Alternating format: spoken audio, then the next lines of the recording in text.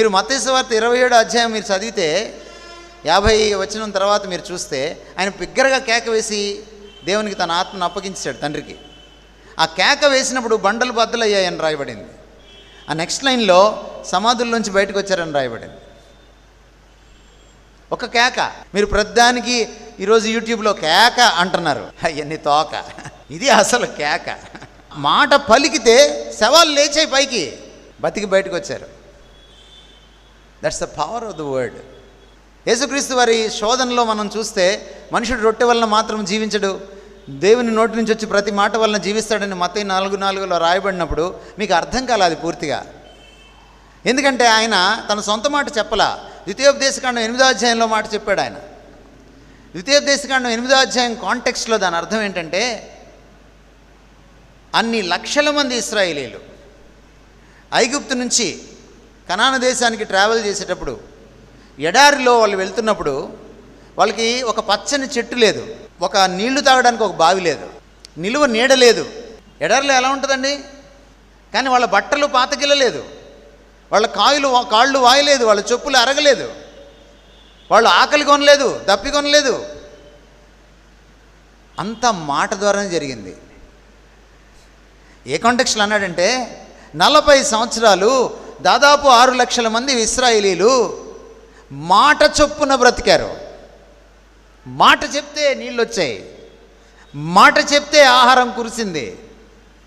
మాట. ఈరోజున ప్రశ్న ఏంటంటే, అదే మాట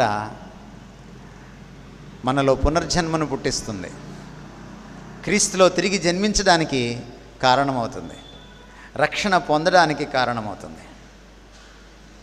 ఇక్కడ ప్రశ్న ఏమిటంటే, మీరు ఈ మాట ప్రభావాన్ని నమ్ముతున్నారా లేదా అని. ఎందుకు ఈరోజు ప్రసంగాల్లోకి వాక్యం కాకుండా వేరేది వచ్చింది? దీని ప్రభావం తమరికి తెలియదు. మనుషుల మాటలతో ఇంకొకరిని మార్చమనండి. స్టేజ్ మీద పడేస్తూ ఉంటారు కదా పాస్టర్లు, చాలామంది పడేస్తూ ఉంటారు కదా. ఒక ఆయన అడిగాడు అనమాట, భార్యను పడేయమని చూద్దామని. అంత బలమైన వర్గం ఎవరండి వాళ్ళని అనింది బలహీన ఘటం అని? ఘటమే బలహీనం, తత్తిమ అంతా కూడా. ఘటం అంటే శరీరం, శారీరకంగానే బలహీనలు. భర్తను కంటి చూపుతో కంట్రోల్ చేయగలిగినటువంటి గొప్పవాళ్ళు వాళ్ళు ఒప్పుకోకపోవచ్చు, వాళ్ళు చాలా వినమ్రులు, ఒప్పుకోరు వాళ్ళు. అవునా కాదా? మన మాట ఏ భర్త అయినా వాళ్ళ భార్యను మార్చగలమో చెప్పండి? నీ మాటతో. నీ మాటకంత సీన్ లేదు. అందుకే నువ్వు ప్రసంగం చేసినప్పుడు నీ మాటలు కాదు, నీ మాటలు కట్టిపెట్టి దేవుని మాటలు మాట్లాడాలి. దేవుని మాటలే గొర్రెల్ని బతికిస్తాయి, పోషిస్తాయి, తప్పుడు బోధల నుంచి కాపాడుతాయి, ప్రతి పాపం నుంచి కాచుకుంటుంది. నేను పాపము చేయకుండాట్లు నా హృదయంలో నీ వాక్యమును ఉంచుకొని ఉన్నాను. దేవుని మాటే ఒక తాగుబోతుని మారుస్తుంది, ఒక వ్యభిచారిని మారుస్తుంది, ఒక హంతకుడిని మారుస్తుంది, ఒక భార్యను కూడా హింసించేవాడిని మారుస్తుంది, ఒక పేకాట ఆడేవాడిని మారుస్తుంది, ఒక అవినీతి లంచగొండే ఆఫీసర్ని మారుస్తుంది, ఒక భూత వైద్యుడిని కూడా మారుస్తుంది, ఎవరినైనా మారుస్తుంది. ఇది మొదటి కన్విక్షన్. అందుకనే పుల్పిట్ మీద నుంచి మాట్లాడేది, వేదికల మీద నుంచి మాట్లాడేది, సువార్త రూపంలో మాట్లాడేది, ప్రసంగాల్లో మాట్లాడేది, వర్తమానాల్లో మాట్లాడేది ఏముండాలి? అక్కడ దేవుని వాక్యం ఉండాలి. అంతే. ఈ టెక్స్ట్ బుక్ దాటి మీరు బయటికి వెళ్ళడానికి మీకు అధికారం లేదు. బయాలజీ టీచర్ వచ్చి రోజు పాఠం చెప్తానని చెప్పి ఏయో చెప్పింది అనుకోండి, ఏం చేస్తారు ప్రిన్సిపల్ గారు? తీసి పక్కన పెడతారు. పిల్లలు ఏమవుతారు? సంవత్సరం అయిన తర్వాత ఎగిరి తప్పుతారు. బయాలజీ టీచర్ ఏం చేయాలి? బయాలజీ టెక్స్టే చెప్పాలి. బైబిల్ టీచర్ ఏం చేయాలి? బైబిల్ టెక్స్టే చెప్పాలి. నీకు వేరే అధికారం లేదు. చెప్పి చూడు, ప్రజలు ఎలా మారుతారో చూడు. 4వ శతాబ్దం క్రీస్తు శకము, సెయింట్ అగస్టిన్ ఒక విపరీతమైన వ్యభిచారి. ఒక వాక్యం ఆయన పట్టుకుంది, రోమాపత్రిక 13వ అధ్యాయం 13-14 వచనాలు. అందులో వ్యభిచారం గురించిన ఖండన ఉంది, క్రీస్తుని గురించిన మాట ఉంది. మారిపోయాడు ఈయన. ఇక ఎన్నడూ దాని తట్టు చూడకుండా మారిపోయాడు. పునీత అగస్టిన్గా పేరుగాంచాడు, పరిశుద్ధ అగస్టిన్గా పేరుగాంచాడు. మార్టిన్ లూథర్ ఆల్రెడీ అద్భుతమైనటువంటి జీవితం జీవిస్తున్నాడు, నిష్ఠాగరిష్టమైనటువంటి క్రైస్తవ సన్యాస జీవితం జీవిస్తున్నాడు. కానీ మంచివాడికి కూడా మారు మనసు కావాలని ఆయన తెలుసుకున్నాడు. ఆయన రోమపత్రిక 3వ అధ్యాయం 20వ వచనం చదువుతున్నాడు. ఆయనకి హబకుక్కు 2:4 జ్ఞాపకం వచ్చింది. మన ధర్మశాస్త్ర క్రియలను బట్టి కాదు, ఆయన నీతిని బట్టి, ఆయనలో విశ్వాసం ఉంచితే నీకు రక్షణ దొరుకుతుంది. నీతిమంతుడు విశ్వాస మూలంగా జీవిస్తాడు. మార్టిన్ లూథర్ని పట్టుకుంది. కట్టుబాట్లు, సంఘాలు, నిష్ఠాగరిష్టమైన డినామినేషన్లు ఇవేవి రక్షణ ఇవ్వవు. మార్టిన్ లూథర్ అంత మంచిగా మనం ఎవరం బ్రతకలేదు, కానీ ఆయనకి మారు మనసు అవసరం అని తెలిసింది. ఒక్క వచనం పట్టేసింది ఆయన్ని ఆ రాత్రి రోమాపత్రిక చదువుతుంటే. విలియం టిండేల్ బైబిల్ని ట్రాన్స్లేట్ చేసిన ఆయన, 1 యోహాను పత్రిక 4వ అధ్యాయం 19వ వచనం ఆయన జీవితాన్ని సమూలంగా మార్చేసింది, క్రీస్తు బిడ్డగా మార్చేసింది. జాన్ నాక్స్ స్కాట్లాండ్లో గొప్ప రివైవల్కి కారణభూతుడైన వాడు.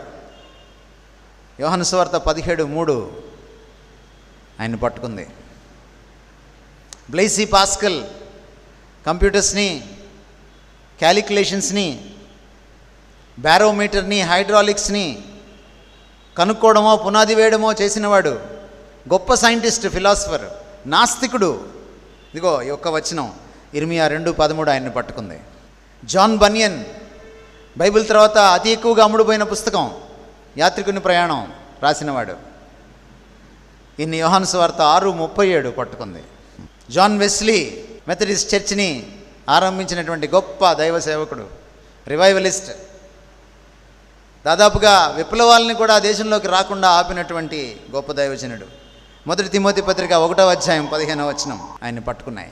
జార్జ్ విట్ఫీల్డ్ గొప్ప ప్రసంగికుడు, సువార్థికుడు. యోహాను 3:3 ఆయన్ని పట్టుకుంది.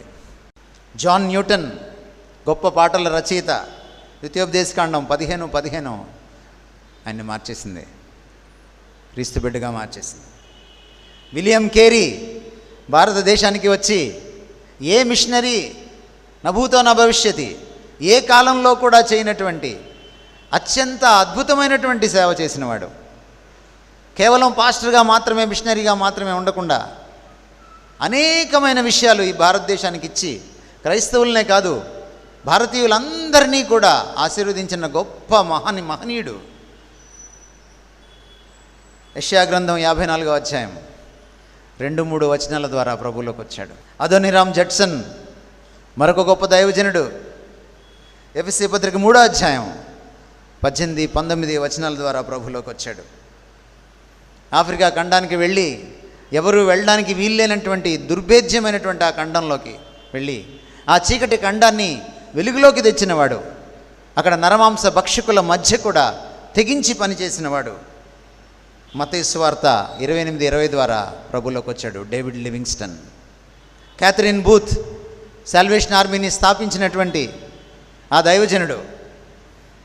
విలియం బూత్ సతీమణి క్యాథరిన్ బూత్ 2 కొరింథీ 12:9 ఆమెను పట్టుకుంది, ఆమె క్రైస్తవురాలైంది. జేమ్స్ హడ్సన్ టేలర్ యోహాను సువార్త 19:30 ద్వారా ప్రభులోకి వచ్చాడు. చార్ల్స్ స్పర్జన్ మనందరికీ చిరపరిచితుడు, ప్రసంగ చక్రవర్తిగా పేరుగాంచినవాడు. యెషయా గ్రంథం 45:22 ఆయన జీవితాన్ని మార్చేసింది. ఈ భక్తుల జీవితాలు ఏం చెప్తున్నాయి మీకు? మనుషుల మాటలు కాదు, దేవుని వాక్యం. అందుకే మీరు దేవుని వాక్యాన్ని చదవాలి, నమలాలి, జీర్ణించుకోవాలి, నరనరాల్లోకి ఎక్కించుకోవాలి. మీరు ఆలోచించిన వాక్యానుసారంగా ఆలోచించాలి, మీరు ప్రవర్తించిన వాక్యానుసారంగా ప్రవర్తించాలి, మీరు ప్రసంగించిన పాట రాసిన పాట పాడిన వాక్యానుసారంగా ఉండాలి, మీ సువార్త చెప్పిన లేక విశ్వాసులతో మాట్లాడిన వాక్యానుసారంగా ఉండాలి. అప్పుడు మీ మినిస్ట్రీ యొక్క ఫలం చాలా అద్భుతంగా ఉంటుంది. ఈ కన్విక్షన్ మనకి రావాలి. అది మొదటి కన్విక్షన్ మీలో ఉండాలి. అది రెండవది ద కన్విక్షన్ అబౌట్ క్రైస్ట్. యేసుక్రీస్తు గురించినటువంటి బలీయమైన నమ్మకం. ఈయన అందరిలాంటి వాడు కాడు. ఈయన ఒక విలక్షణమైన వ్యక్తి. ఈయన దైవ మానవుడు. ఈయన కేవలం దేవుడు కాదు, కేవలం మానవుడు కాదు, దైవ మానవుడు, పరిపూర్ణ దేవుడు, పరిపూర్ణ మానవుడు. ఇటువంటి వ్యక్తి ప్రపంచంలో అటు పరలోకంలోనూ ఇటు భూలోకంలోనూ మరి ఏ లోకంలోనూ లేడు. ఈయన అక్కడెక్కడో కూర్చొని మనల్ని చూస్తూ ఆనందించేవాడు కాదు. మన కష్టం ఏంటో తెలిసినవాడు, మన శోధన ఏంటో తెలిసినవాడు, మన శ్రమ ఏంటో తెలిసినవాడు, మన అపార్థం ఏంటో తెలిసినవాడు, మన అన్యాయం ఏంటో తెలిసినవాడు, మన అవమానం ఏంటో తెలిసినవాడు, సమస్తం ఎరిగినవాడు, మన భయాలు ఎరిగినవాడు, మన భావోద్రేకాలు ఎరిగినవాడు, మన మధ్య మనలాగా జీవించినవాడు. అంతేకాదు వీటన్నిటి నుంచి మనల్ని విడుదల చేయగలిగిన సమర్థుడు. వీటన్నిటినీ తాను మానవుడిగా జీవించినప్పుడు జయించినవాడు. ఈయన భారతీయులందరికీ కావలసినవాడు, మనిషిగా పుట్టిన ప్రతి ఒక్కడికి కావలసినవాడు. ఈయన మనుషుల్ని మార్చగలడు.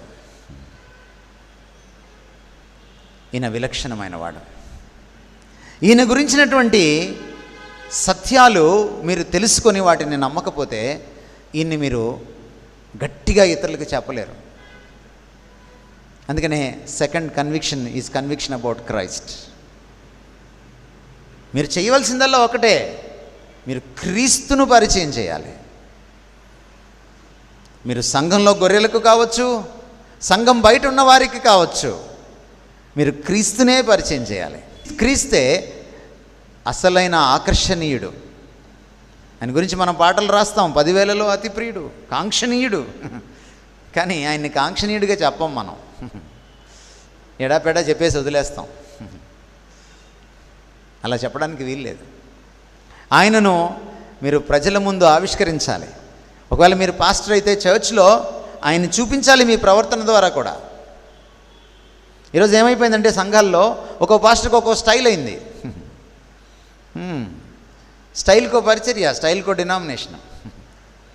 ఇండిపెండెంట్ సంఘాలు వచ్చిన తర్వాత ఏంటంటే మనం ఎట్లా గుర్తుపడతామంటే అయ్యగారిని బట్టి గుర్తుపడతాం. ఒక్కో అయ్యగారికి ఒక్కొక్క స్టైల్ ఉంటుంది. నీ స్టైల్ ఇక్కడ చెల్లదు. మనమందరము క్రీస్తును పోలి నడుచుకోవాల్సిందే. మనమందరము క్రీస్తును పోలి పరిచర్య చేయాల్సిందే. క్రీస్తులాగా జీవించాలి, క్రీస్తులాగా పని చేయాలి. అంతే మన పని. ఇంతకు మించిన మోడల్ లేరు మనకి. కాపర్లందరికీ ప్రధాన కాపరి ఆయనే. He is the master pastor. ఆయన పాస్టర్లకే గురువు. Conviction about Christ. పౌలు ఆయన గురించి అద్భుతంగా తన పత్రికల్లో 13 పత్రికల్లో రాస్తాడు. The knowledge of the glory of God and the power of God ఆయనలో ఉంది, ఆయనలో గుప్తమై ఉంది. దేవుని యొక్క సర్వ సంపూర్ణత ఆయన శరీరధారిగా ఉన్నప్పుడు ఆయనలో నివసించెను. అసలు ఆయన ఏమిటి, ఆయన దైవికంగా ఏమిటి, ఆయన మానవికంగా ఏంటి, ఆయన మీరు లోతుగా అధ్యయనం చేయాలి.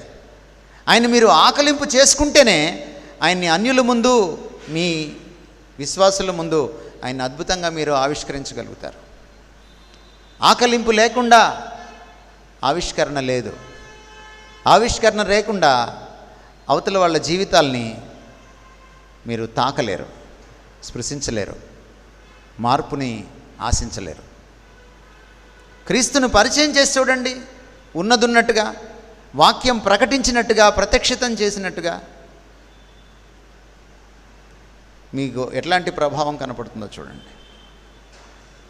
జాన్ స్టార్ట్ అనేటువంటి గొప్ప దైవజనుడు, ఆయన క్వీన్ ఎలిజబెత్కి కూడా చాప్లిన్గా చేసినవాడు. లండన్ ఆల్ సోల్స్ చర్చ్లో పనిచేశాడు. చాలా కాలము ఇంగ్లీష్ చర్చ్లో పాస్టర్గా ఉన్నాడు. దాదాపు 80 పైచిలుకు సంవత్సరాలు జీవించాడు. వాక్యాన్ని బాగా అవపోసన పట్టినవాడు. 60 సంవత్సరాల పరిచర్య. ఆయన 80 సంవత్సరాలు నింపుకున్నప్పుడు ఆయన బర్త్డే చేసింది సంఘం. ఆ సంఘంలో ఆయన కేవలం బర్త్డే జరుపుకోలేదు, 60 సంవత్సరాల షష్ఠి పూర్తి పరిచర్య కార్యక్రమాన్ని కూడా నిర్వహించారు. ఆయన్ని ప్రసంగించమని అడిగారు. ఆ రోజున మన వాళ్ళు బర్త్డే చేసుకున్నట్టుగా దైవజనులు కేక్ కటింగ్ చేసి ఆయనకి భజన చేయలేదు, దేవుణ్ణి స్తుతించారు. ఆయన్ని బట్టి ఆయన వచ్చాడు, మాట్లాడడం మొదలెట్టాడు. ఆయన అడిగారు, మీ పరిచర్య సీక్రెట్ ఏమిటి అని అడిగారు.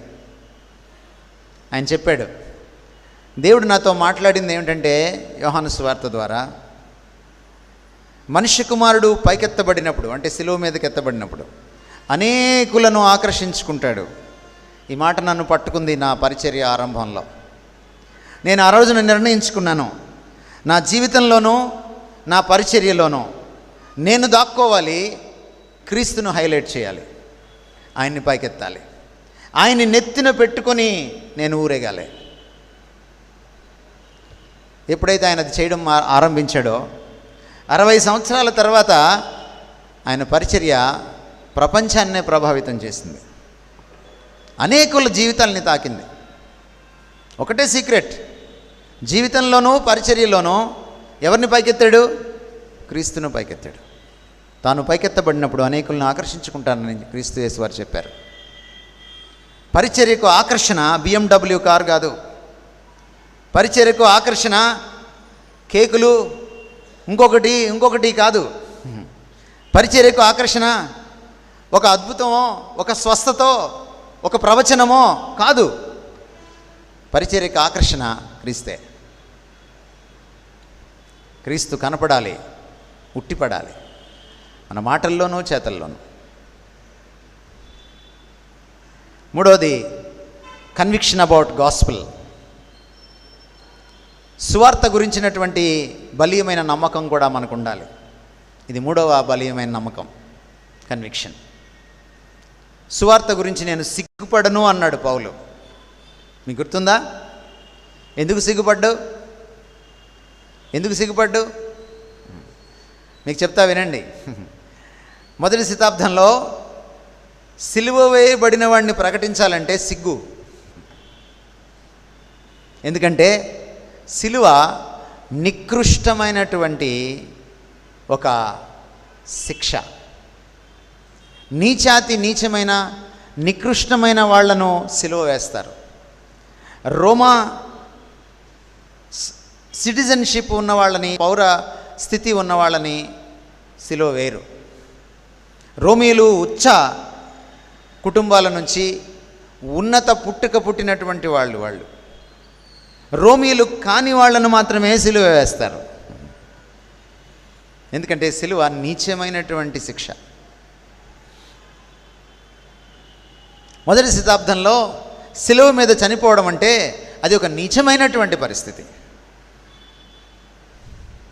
అది క్రూరమైంది మాత్రమే కాదు, నీచమైంది కూడా, నికృష్టమైంది కూడా. ఇది అన్య ప్రపంచం నుంచి చూసే దృష్టి. అటు యూదుల ప్రపంచంలోకి వెళ్ళి చూస్తే సిలువ మీద వేలాడినవాడు మ్రాను మీద వేలాడినవాడు, మ్రాను మీద వేలాడిన ప్రతివాడు శాపగ్రస్తుడు. మీరు ఆలోచన చెయ్యండి. అటు యూదుల దగ్గరికి వెళ్ళి సిలువ గురించి, యేసుక్రీస్తు వారి సిలువ గురించి చెప్పాలన్నా, ఇటు అన్యుల దగ్గరికి వచ్చి యేసుక్రీస్తు సిలువ గురించి చెప్పాలన్నా సిగ్గుపడాల్సిన స్థితి. విలువలేంది సిలువ, తుచ్చమైంది సిలువ, నికృష్టమైంది సిలువ. యేసుక్రీస్తు వారు సిలువలో చనిపోయేదాకా దానికి విలువ రాలా. అలాంటి పరిస్థితుల్లో సిలువ సువార్తను ప్రకటించడానికి నేను సిగ్గుపడను అంటున్నాడు. ఈరోజున క్రీస్తుని ఒక దళితుల దేవుడిగా చిత్రీకరించారు. మనం ఎందుకు సిగ్గుపడుతున్నామో మనకు అర్థం కావట్లేదు. అంతకంటే నీచంగా చూసిన రోజులు కాదివి. యేసుక్రీస్తు ఔన్నత్యాన్ని మీరు చెప్పలేకపోతున్నారు, ఎందుకంటే మీకు తెలియదు. మీరు వాక్యం తెరిస్తే చూడవలసింది ఎవరినంటే ఉదయం నుంచి సాయంత్రం దాకా క్రీస్తు ఎవరు ఆయన తెలుసుకోవాలి. యేసుక్రీస్తు వారు సంఘాన్ని స్థాపిస్తానని చెప్పిన మొట్టమొదటి సందర్భంలో ఆయన ఒక మాట అడిగాడు. ఇంకా సంఘం గురించి మాట్లాడలేదు. ఆయన అన్నాడు, మీరు నా గురించి ఏమనుకుంటున్నారని అడిగాడు. ఈరోజు మీ చేతుల్లో సంఘాలు ఉన్నాయి. సంఘాలని మీరు నడపాలంటే ముందు ఏం తెలుసుకోవాలి? మీరు క్రీస్తు ఎవరో తెలియాలి. బయట వాళ్ళు ఏమనుకుంటున్నారు నా గురించి అని అడిగాడు మొదట. మీరు మత్తయి సువార్త చదివితే బయట వాళ్ళు ఏమనుకుంటున్నారు? ఓహో, ఇలా అనుకుంటున్నారు. మీరేమనుకుంటున్నారు? ఇదిగో మీకు ఇస్తున్నాను సంఘాన్ని. ఇది చాలా ప్రాముఖ్యం అండి.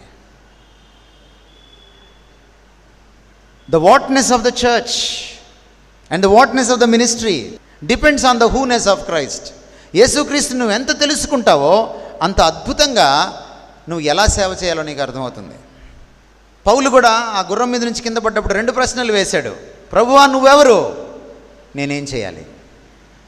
ఆయన ఎవరు అన్న దాన్ని బట్టే నేనేం చేయాలనేది వస్తుంది. పిలుపు ఎలా కనుక్కుంటామంటే, మీ సెల్ ఫోన్లో కొన్నిసార్లు అన్నోన్ నెంబర్ అని వస్తుంది. కొన్నిసార్లు మీకు తెలియకుండానే నెంబర్లు పడతాయి. కొన్నిసార్లు పేరు పడుతుంది. ఏది మీరు గుర్తుపడతారు? ఏది గుర్తుపడతారు? ఫోన్ నెంబర్ ఉన్నా గుర్తుపట్టలేరు. ఫోన్ నెంబర్ కూడా గుర్తుండదు మీకు. మనిషి పేరు చదివితే గుర్తొస్తుంది. పిలిచినవాడు పరిచయం అయితే పిలుపు పరిచయం అయిపోతుంది. కన్విక్షన్ అబౌట్ క్రైస్ట్ ఇది చాలా అవసరం.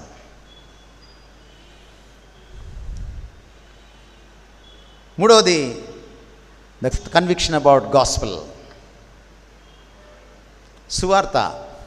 సువార్త అంటే సిలువ వేయబడిన పునరుద్ధానుడైనటువంటి సచ్చీలుడైనటువంటి దైవ మానవుడైనటువంటి విలక్షణమైనటువంటి ఈ క్రీస్తును ప్రజెంట్ చేయడమే సువార్త. అదే సువార్త. ఆ క్రీస్తును అవతలి వ్యక్తి జీవితానికి, వాడి పరిస్థితులకి తగ్గట్టుగా అన్వర్తింప చేయడమే, అప్లై చేయడమే సువార్త. క్రీస్తును పరిచయం చేస్తే సరిపోదు, అతనికి ఆయన పనికొస్తాడు అన్నది మనం వివరించాలి.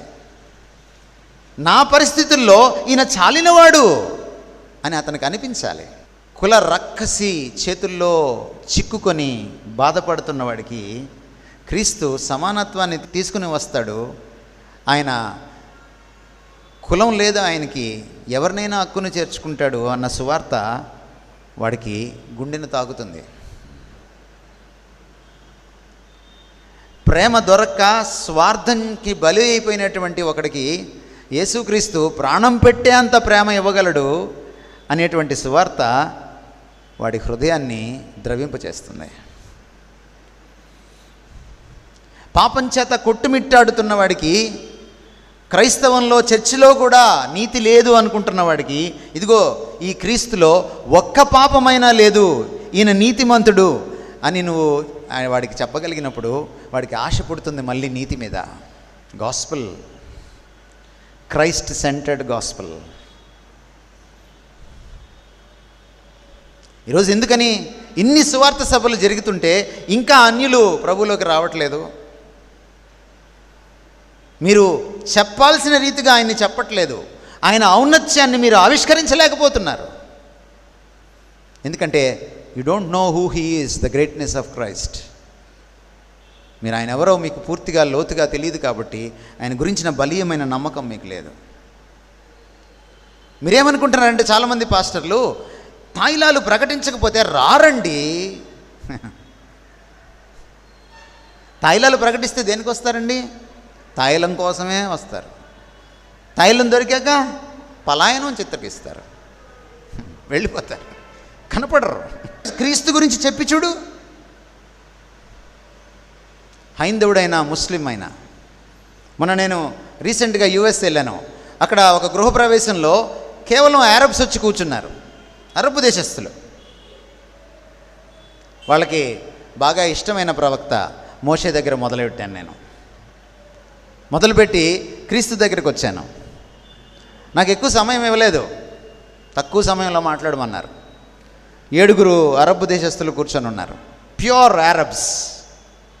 అమెరికాలో ఉద్యోగం చేసుకుంటున్నారు. ఒకతను బెత్లెహేంలో పుట్టాడట, కూర్చొని ఉన్నాడు అక్కడ. మోషే దగ్గర మొదలెట్టి, ఎందుకంటే వాళ్ళకి ఆకర్షణీయమైనటువంటి వ్యక్తి మోషే, మూసా ద ప్రాఫెట్.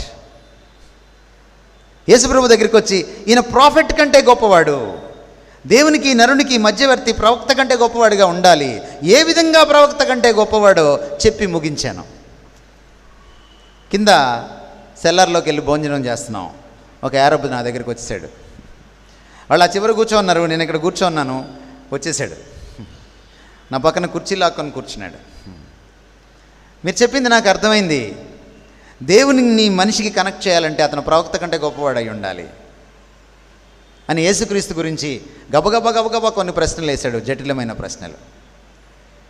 ప్రార్థన చేసుకుంటూ ఆయనకి క్లుప్తంగానే నేను జవాబులు చెప్పాను. ఆ యారబ్ అన్నాడు, సార్ నేను ఎప్పుడూ జీసస్ గురించి ఇలా వినలేదు, నేను ఇంటికి వెళ్ళి మా ఆవిడికి చెప్తాను. ఇది ప్రకాష్ గొప్పతనం కాదు, ఇది యేసుక్రీస్తులో ఉన్న ఆకర్షణ, ఇది యేసుక్రీస్తులో ఉన్న ఔన్నత్యం. గాస్పెల్లో నేను ప్రభువునే ప్రధానంగా నేను ప్రజెంట్ చేసినప్పుడు ఆ గాస్పెల్ రక్షింపబడువాడికి దేవుని శక్తి. ఆ విలువలేని సిలువ విలువహీనంగా కనపడదు, అత్యంత విలువైందిగా కనపడుతుంది. అది ఏదో ఒక రోజు పట్టుకుంటుంది. స్టాన్లీ జోన్స్ అనేటువంటి గొప్ప మిషనరీ భారతదేశంలో ఉండేవాడు. ఆయన భారతీయ పద్ధతిలో క్రీస్తుని పరిచయం చేయాలని చాలా శతవిధాల ప్రయత్నం చేసినవాడు. కమ్యూనిస్టులకు, గాంధేయవాదులకు, హైందవులకు సువార్త చెప్పడానికి, క్రీస్తును అద్భుతంగా ఆవిష్కరించడానికి అద్భుతమైన ప్రయత్నాలు చేసినవాడు. స్టాన్లీ జోన్స్ గారి పుస్తకాలు మీకు ఎక్కడైనా దొరికితే కొనుక్కోండి, అమెజాన్లో కూడా ఉన్నాయి, బుక్ స్టాల్స్లో కూడా కొన్నిసార్లు దొరుకుతాయి. స్టాన్లీ జోన్స్ గారు ఒక బ్రాహ్మడికి సువార్త చెప్పాడు. ఆ సువార్తలో సిలువలో యేసుక్రీస్తు వారు ప్రాయశ్చిత్తం చెందారు. మన పాపాల నిమిత్తం, మన పాపాలకి నిష్కృతి చెల్లించడానికి ఆయన ప్రాయశ్చిత్తం చెల్లాడు. కాబట్టి ఆయన మనల్ని క్షమించగలడు. నువ్వు ఆయన తట్టు తిరిగితే ఆయన నిన్ను క్షమిస్తాడు. ఆ బ్రాహ్మడికి రుచించలేదు ఈయన సువార్త. క్షమించడం ఏంటి, నాకెందుకు క్షమ, నాకేమిటి ప్రాయశ్చిత్తం అనుకున్నాడు. కానీ ఆ బాపనవాడి జీవితంలో ఒక విచిత్రమైన పరిస్థితి వచ్చింది. తన భార్యకు తెలియకుండా ఆయన మరొక ఆమెతో ఉంటున్నాడు. కొంతకాలం తర్వాత తన మంచి భార్యను చూసినప్పుడల్లా అతని మనసులో గిలి, ఈమెను నేను మోసం చేస్తున్నాను కదా. అందుకని ఆయన ఏమనుకున్నాడంటే, ఆ బ్రాహ్మడు ఎలాగైనా తన భార్యకు ఈ వ్యక్తి గురించి, తను ఎవరితో సంబంధం పెట్టుకున్నాడో ఆవిడ గురించి చెప్పాలనుకున్నాడు. చాలా తర్జన భర్జన అయ్యాడు, ధైర్యం చాలలేదు. ఏమైపోతుందో అనుకున్నాడు. ఆ రోజుల్లో, స్వాతంత్ర్యం ఇంకా రాని రోజుల్లో, అప్పుడు మన సంస్కృతి ఎంత చక్కగా ఉండేదో మీకు తెలుసు. ఇప్పుడులాగా నలుగురు భార్యలైనా ఏం పర్వాలేదు, నేను మగాడిని అని చెప్పుకునే రోజులు కాదవి. సరే, ఒక రోజున ధైర్యం చేసి భార్య దగ్గరికి వెళ్ళి చెప్పాడు. ఆమె గుండె పగిలిపోయింది. ఆమె విపరీతంగా రోధించింది. కొన్ని రోజులు వాళ్ళ మధ్య విపరీతమైన సంఘర్షణ. నన్ను క్షమించవా అని అడిగాడు. ఆమె ఏం మాట్లాడలేదు. కొన్ని రోజుల తర్వాత ఆమె కొంత సంభాళించుకున్న తర్వాత ఆమె క్షమించింది ఆయన్ని. ఆమె చెప్పింది, నేను క్షమిస్తున్నాను అని భర్తని. ఆ రోజున ఆ బ్రాహ్మడికి అర్థమైంది క్షమ విలువేంటో. పరిగెట్టుకుంటా స్టాన్లీ జోన్స్ దగ్గరికి వచ్చాడు. సార్, మీరు చెప్పింది నాకు అర్థమైంది సార్. ఫ్రెండ్స్, ఒక్కొక్క మనిషి ఒక్కొక్క నేపథ్యం నుంచి వస్తాడు. ఒక్కొక్క మనిషి ఒక్కొక్క విచిత్రమైన పరిస్థితుల్లో ఉంటాడు. ఒక్కొక్క మనిషిది ఒక్కొక్క వ్యక్తిత్వం, ఒక్కొక్క స్వభావం, ఒక్కొక్క మనిషిది ఒక్కొక్క రకమైనటువంటి పరిస్థితి. కానీ గాస్పెల్, క్రీస్తు అందులో గుండెకాయ లాంటి వాడు కాబట్టి క్రీస్తును మీరు ప్రజెంట్ చేసినప్పుడు గాస్పెల్లో ఆయన అన్ని పరిస్థితులకు, అన్ని నేపథ్యాల వాళ్లకు, అందరికీ ఆయన జవాబుగా పరిణమిస్తాడు. అందుకే సువార్త శక్తివంతమైంది, దాన్ని కలపకుండా చెరపకుండా చెప్పగలిగితే. Lastly, conviction about church.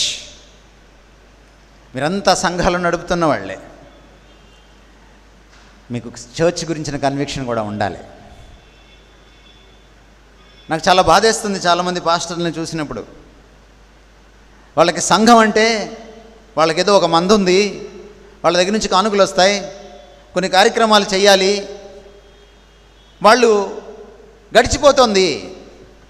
చాలామంది పాస్టర్లకి సంఘం ఒక జీవనోపాధి, జీవన పిలుపు కాదు. కానీ సంఘం అంటే మీకు తెలుసా? సంఘం అంటే దేవునికి అద్దం. ఈ లోకానికి దేవుడు అదృశ్యుడు. ఆయన చెప్పాడు, లోకము నన్ను ఎరుగదు కనుక అన్నాడు. లోకానికి ఆయన ఎవరో తెలియదు. లోకానికి పరిచయం చేయగలిగిన ఏకైక అద్దం, దర్పణం, ప్రతిబింబం ఈ భూమి మీద, ప్రతీక, ప్రతినిధి ఏమిటి అంటే అది సంఘం. ఎందుకో కూడా మీకు నేను చెప్తాను. చాలా పెద్ద సబ్జెక్ట్ ఇది, 1-2 లైన్లో చెప్తాను. దేవుడు త్రియేక దేవుడు. కొంతమంది అడుగుతుంటారు, బైబిల్లో ఎక్కడైనా ఉందా అని. బైబిల్లో అంతా ఉంది, ఎక్కడో ఒక దగ్గర కాదు. బైబిల్లో బైబిల్ అనే మాట లేదు, అయినా మీరు దాన్ని బైబిల్ అనే పిలుస్తున్నారు. బైబిల్లో ట్రినిటీ అని ఉండదు, అయినా ఆయన్ని మనం ట్రినిటీ అనే పిలుస్తాం. మనం పెట్టుకున్న పేరు గుర్తుపెట్టుకోవడానికి. జ్ఞానం ఎక్కువైపోయింది అనుకుంటే ఇదే ప్రాబ్లం. కొంతమంది మహాజ్ఞానులు, కొంతమంది మహాజ్ఞానులు, మహా అజ్ఞానులు, అది ప్రాబ్లం. మీరు చూస్తే, మీరు యాక్చువల్గా చర్చ్ గురించి చూస్తే, త్రియేక దేవుడికి ఒక ఏక వ్యక్తి భూమి మీద ప్రతిబింబంగా ఉండలేడు. ఆదాముకు ఒక హవ్వ ఉండాలి, ఇద్దరు కలిస్తేనే దేవుని పోలిక. మీరు ఆదికాండం 1వ అధ్యాయం 26, 27 మళ్ళీ చదువుకోండి ఇంటికెళ్ళి, మీకు అర్థమవుతుంది నేనేం చెప్పాను. ఒక అబ్రహాం సరిపోడు, అబ్రహాంకు ఒక పెద్ద వంశం ఉండాలి, వాళ్ళు జనాంగం అవ్వాలి, వాళ్ళు ఇశ్రాయేలు జాతి దేశం అవ్వాలి. వాళ్ళే దేవునికి ప్రతీకలుగా ఉండగలుగుతారు. అందుకే ఆ పదాజ్ఞలు ఇచ్చేటప్పుడు మీరు నిర్గమకాండము 19-20 చదివితే ఆ సందర్భంలోని దేవుడు చెప్పాడు, నా గుణాతిశయాల్ని మీరు ప్రచురం చేయడం కోసం మిమ్మల్ని నేను పిలిచాను. ఆ మాటల్ని తీసుకుని పేతురు తన మొదటి పత్రిక 2వ అధ్యాయం 9వ వచనంలో ఆయన గుణాతిశయాల్ని ప్రచురం చేయడం కోసమే మనల్ని పిలుచుకున్నాడు. ఎందుకు ఇశ్రాయేల్ని ఒక సమాజం చేశాడు? సమాజమే ఆయన్ని చూపించగలదు ప్రపంచానికి. ఎందుకంటే ఆయన సమాజం కనుక, తండ్రి, కుమార, పరిశుద్ధాత్మ అన్న సమాజం. మళ్ళీ కొత్త నిబంధనకు వచ్చినప్పుడు మనము అసలైన ఇశ్రాయేలీలం అన్నాడు. సంఘము దేవుణ్ణి ఒక పాస్టర్ గారు దేవుణ్ణి చూపించలేరు. అందుకే ఇక్కడ చెప్తున్నాను ప్రత్యేకించి మీకు, కన్విక్షన్ అబౌట్ చర్చ్ వాక్యానుసారంగా లేకపోతే పుల్పిట్ మీద కేవలం అయ్యగారే కనపడతారు. మహా అంటే కొడుకు కనపడతాడు, మహా అంటే అల్లుడు కనపడతాడు, మహా అంటే భార్య కనపడుతుంది. ఈ రాజమండ్రిలో 2 పెద్ద సంఘాలు ఉన్నాయి. నేను ఛాలెంజ్ చేసి అడుగుతున్నాను, మీ సంఘంలో మీరు కాకుండా ఇంకెవరూ లేరా? చెన్నైలో ఒక పెద్ద బోధకుడు ఉన్నాడు, ఆయన కొడుకులు తప్ప ఇంకెవరూ కనపడరు. ఎందుకు? సంఘం అంటే 1 మ్యాన్ షో, ఫ్యామిలీ షో కాదు, అది సమాజం. సంఘమంతా కలిస్తే ఆయన గుణాతిశయాల్ని లోకానికి ప్రచురం చేస్తుంది. ఆ సంఘము మీరు రథసారథులు. మీ పని ఏంటంటే మిమ్మల్ని ప్రకటించుకోవడం కాదు, మీ సంఘం ద్వారా క్రీస్తు ప్రతిబింబించబడుతున్నాడా లేదా, మీ సంఘం ద్వారా క్రీస్తు ప్రపంచానికి చాటి చెప్పబడుతున్నాడా లేదా చూసుకోవాలి మీరు. The conviction about the church. గమనించండి, మీకు చిన్న ఉదాహరణ మాత్రమే చెప్తాను, ఇది చాలా పెద్ద సబ్జెక్ట్ ఇది. మీరు ఉన్న సంఘంలో 30 మందో 40 మందో 100 మందే ఉన్నారనుకుందాం. మీ దగ్గర 1,50,000 మంది లేరు, మీ దగ్గరకు వచ్చి కార్డు స్వైప్ చేసి వచ్చేవాళ్ళు లేరు, నో ప్రాబ్లం. 50 మంది 100 మందే ఉన్నారు, కానీ మీ సంఘంలో కులం లేదనుకోండి, 2కి 3 అమ్మాయిల్ని అబ్బాయిల్ని ఇచ్చుకుంటారనుకోండి, అగ్రవర్ణాలు నిమ్నవర్ణాలు కలిసి భోంచేస్తారనుకోండి, న్యూస్ అవుతుందా అవదా? బ్రేకింగ్ న్యూస్ అవుతుందా అవదా? భారత సమాజం ఏమవుతుంది?